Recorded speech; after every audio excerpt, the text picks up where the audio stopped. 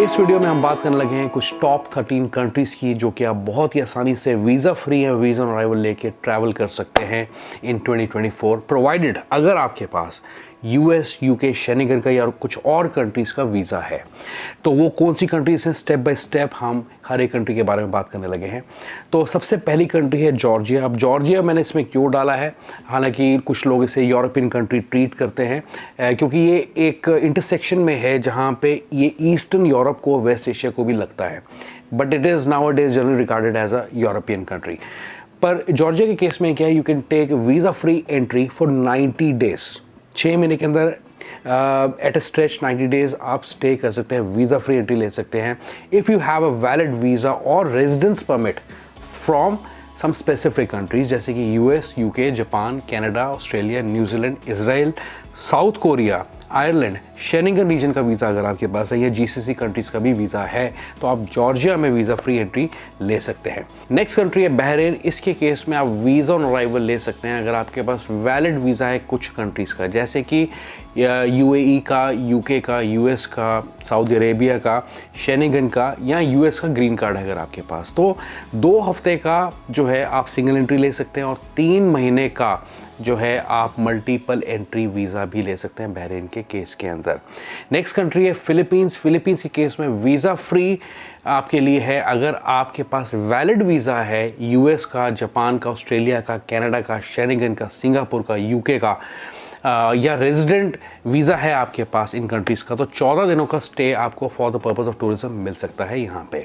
Next country Saudi Arabia. Tourist visa on arrival आप ले सकते हैं अगर आपके पास वैलिड वीज़ा है शेंगन, यूके का, यूएसए का, and visitors must arrive through national carrier, यानी कि सऊदी अरेबियन एयरलाइंस से अगर आप ट्रैवल करते हैं और इन कंट्रीज़ का वीज़ा है तो टूरिस्ट वीज़ा आप ले सकते हैं, वीज़ा ऑन अराइवल आप ले सकते हैं। अगर आपके पास खासकर visa on arrival if you holding 2 और multiple entry short stay visa, valid visa जो कि इशू किया है यूएस ने, यूके ने, शेंगन कंट्रीज़ ने, then you can stay in the country for not more than 90 days, लेकिन काफ़ी अच्छे पीरियड के लिए आप स्टे कर सकते हैं। अभी रिसेंटली सऊदी अरेबिया ने 96 आवर्स का फ्री ट्रांजिट वीज़ा भी अनाउंस किया है पैसेंजर्स के लिए, उन पैसेंजर्स के लिए जो लोग सऊदीया एयरलाइन से या फ्लाइनर से ट्रैवल कर रहे हैं, और they can, that is valid up to 90 days you can say, and you can stay for a longer period of duration.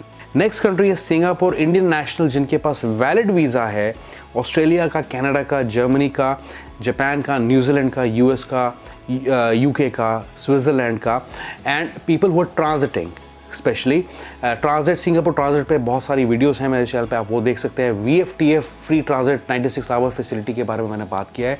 तो यहाँ पे आप VFTF के लिए एलिजिबल है अगर इन कंट्रीज़ का वैलिड वीज़ा आपके पास है और 96 आवर्स का आपको फ्री स्टे पीरियड मिलता है सिंगापुर में। नेक्स्ट कंट्री है साउथ कोरिया। साउथ कोरिया का टूरिस्ट और ट्रांजिट वीज़ा भी आप ले सकते हैं अप टू 30 डेज़। अगर आपके पास परमानेंट रेजिडेंट परमिट है कुछ कंट्रीज़ का या वैलिड वीज़ा इन कंट्रीज़ का, like US, Canada, Australia, New Zealand, Schengen, and if you are travelling from or traveling to these countries, then you are eligible for tourist or transit visa of some sort, which is for up to stay period of 30 days. ठीक है। इसके अलावा Turkey की बात करूँ, यहाँ पे conditional single entry e visa आप अप्लाई कर सकते हैं for the period of 30 days. 2 या 3 दिन में आपका वीज़ा आता है और कुछ लगभग I think if I can recall 3 से 4 हज़ार रुपये के अंदर इसकी फ़ीस बनती है। वैसे जो लोग इंडियंस हैं जिनके पास यूएस, यूके का वीज़ा नहीं है या शेंगन का वीज़ा नहीं है तो वो स्टिकर वीज़ा अप्लाई कर सकते हैं इंडिया से। उसके ऊपर डेडिकेटेड वीडियो है मेरे चैनल पे, स्टेप बाय स्टेप सारी रिक्वायरमेंट्स मैंने डिस्कस किए हैं डिटेल में। तो यहाँ पर अगर आपके पास वैलिड वीज़ा है या रेजिडेंट परमिट है issued by Schengen member state countries या यूएस, यूके, आयरलैंड का, तो आप टर्की का वीज़ा बहुत आसानी से अप्लाई कर सकते हैं। नेक्स्ट कंट्री है यहाँ पे यूएई, और इसके केस में अगर आपके पास वैलिड यूएस का वीज़ा या ग्रीन कार्ड है and that is valid for say minimum 6 months of duration, then you can obtain visa on arrival for the maximum stay period of 14 days. इसकी कॉस्ट लग सकती है आपको 120 दिरहम देने पड़ सकते हैं, लेकिन अगर आप एडिशनली एक्सटेंड करते हैं अपना और 14 दिनों के लिए तो आपको 250 जो है दिरहम यहाँ पे देने पड़ सकते हैं। ओमान की बात करें, जो इंडियन सिटीजन्स हैं जिनके पास valid US, UK, Canada, Schengen का वीज़ा है, they are eligible to apply for visa on arrival to Oman. Next country है यहाँ पे जॉर्डन। जॉर्डन के केस में जो भी इंडियन पासपोर्ट होल्डर्स हैं जिनके पास वैलिड वीज़ा है शेनिगन, यूएस, यूके और कनाडा का खासकर, वो लोग वीज़ा ऑन अराइवल ले सकते हैं जॉर्डन के केस में। नेक्स्ट कंट्री है जापान। जापान के केस में क्या है कि रिसेंटली इन्होंने अनाउंस किया था जुलाई 2023 में कि Indian passport holders who are residing in Brazil, Cambodia, Canada, Saudi Arabia, Singapore, South Africa, Taiwan, UAE, UK, US, they can apply for single entry e-visa for tourism purposes. Okay? Next country है इसमें Kyrgyzstan.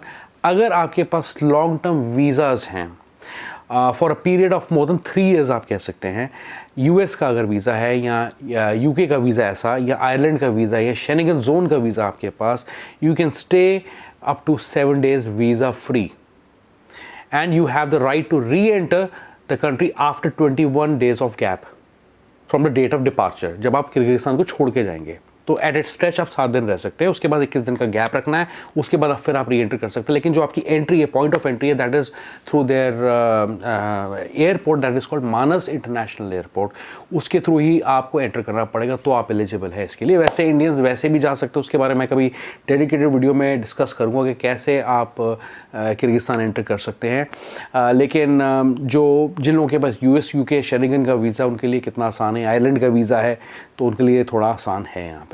Next country है यहाँ पे Taiwan, जिसमें 14 दिन का आप stay कर सकते हैं कंट्री में एज एन इंडियन सिटीज़न अगर आपके पास US का, कनाडा का, UK का या शेनिगन कंट्रीज़ का या न्यूजीलैंड का, ऑस्ट्रेलिया, जापान का या साउथ कोरिया का वैलिड या एक्सपायर्ड वीज़ा है। दोनों ही चलेंगे, बट अगर एक्सपायर्ड भी आपका वीज़ा है तो वो 10 साल से ऊपर पुराना वीज़ा ना हो, तो उस केस में आप फ्री ROC का एक फॉर्म ऑनलाइन भर के ट्रैवल कर सकते हैं ताइवान। इसके ऊपर डेडिकेटेड वीडियोस है मेरे चैनल पे, और मैंने पर्सनली भी जापान वीज़ा के बेसिस पे, एक्सपायर्ड वीज़ा के बेसिस पे ताइवान ट्रैवल किया था, उसका भी प्रूफ है, तो आप उस वीडियो को भी फॉलो कर सकते हैं। ऑलराइट गाइस, तो ये थी वो तमाम कुछ 13 कंट्रीज़ जिसके बारे में मैं बात करना चाहता था इस वीडियो के अंदर। ये वीडियो अगर आपको अच्छी लगी तो इस वीडियो को शेयर करें, मेरे चैनल को सब्सक्राइब करें और इस वीडियो को लाइक करते हुए जाएँ। And I see you once again, goodbye and take care, bye bye.